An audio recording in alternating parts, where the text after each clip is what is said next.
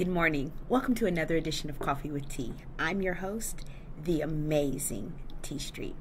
Today's topic is one that I battle, and so I always want to just be transparent with you in hopes that you will be transparent with me and with yourself, most importantly.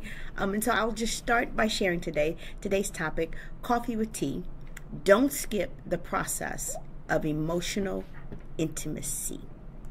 I wanted to drop that out there today because it's something that a lot of us struggle with.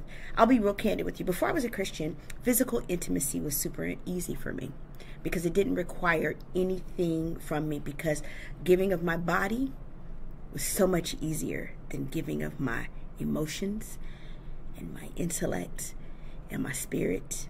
It was so much easier. And so physical intimacy, I could fake it better than most. It just wasn't important to me, and so it was easier. For many years, I struggled with emotional intimacy. So this morning, I wanted to talk just a minute about what are some of the reasons why people, first of all, are scared to be emotionally intimate. Why do we fear emotional intimacy more sometimes than physical intimacy? Well, some of the reasons is because it requires vulnerability of us. It requires us to lay things on the table and leave ourselves open to people. And some of the reasons that we fear vulnerability is because some of our past experiences have taught us to not trust people. It has made us fear rejection. It has made us struggle with trust. And it makes us sometimes incapable of fully expressing our emotions because we just don't feel like we'll be embraced. Those are some of the common reasons, but I want to be clear. I am not a therapist, and I don't give therapeutic advice because I am not qualified. But I do know that some of the reasons that people struggle with emotional vulnerability and emotional intimacy, it comes from emotional trauma. If that is you, please don't listen to this and take advice from this episode of Coffee with Tea, because I'm not a therapist. Sometimes it's rooted in emotional trauma. People have attachment issues, attachment disorders, anxiety disorders, and for those things, you need professional help. So please seek professional help if those are your reasons. But if those are not your reasons, if the fear of rejection and those things, by the way, you can seek emotional and mental health resources for those things as well. But today I want to talk about why should we not skip the process of emotional intimacy?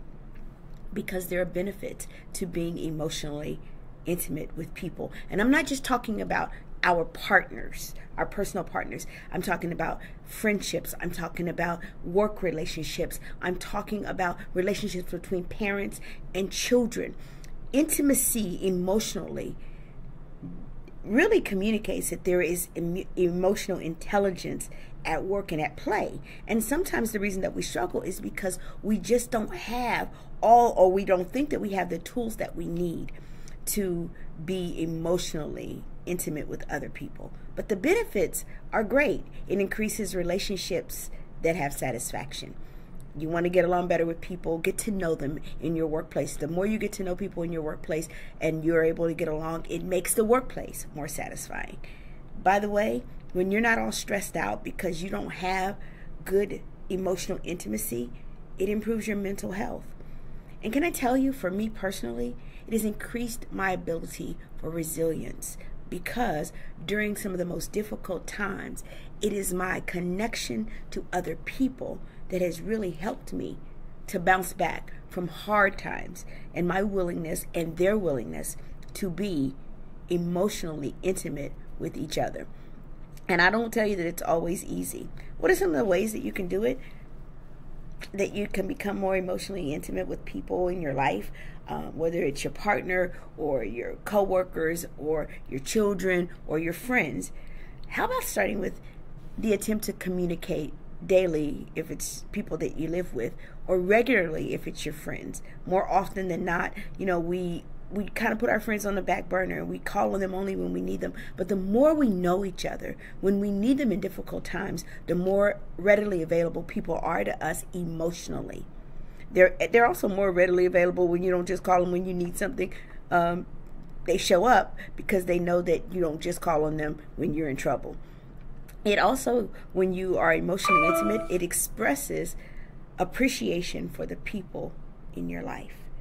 When I choose to give me to other people, it says I appreciate you because I share me with you and you allow yourself to share you with me. So it shows great appreciation between us. I want to share with you one of the things that I'm doing this year with some of my friends. We have a group of people we're doing, because we're in different cities and different locales, we're doing a monthly Zoom. And in that monthly Zoom, we're using the original table topics cards. We got them off of Amazon, and every month we're choosing to take a card, and somebody gets to choose which card we're going to use, and we kind of go out, and when we get on our Zoom, whoever has that month's card throws it out there, and we start to have conversation about it. That's super important, to begin to connect with people that we say that we care about in meaningful ways. You can't say that you love me when you don't know me. I can't say that I love you when I don't know you. And so what we're going to do is we're going to give everybody, we're going to play the 5-5-5 rule. Everybody gets 5 minutes to speak, with everyone else being muted. And in that 5 minutes, you're going to just talk about whatever that topical issue is for you. And then the people who heard you are going to respond by saying what I heard you say is. And we're going to give it back to each other so that we don't just get to talk, but we also feel heard. That's one of the ways that we're choosing this year to build emotional intimacy in our friendship group. So that's just one strategy that I wanted to share with you today. I'm closing because it's getting to that mark. I'm the Amazing T Street. There's nothing amazing in me that's not in each and every one of you. There are lots of ways that you can choose to be emotionally intimate. But whatever you do, don't skip that process, because there's value in emotional intimacy. Have an amazing day.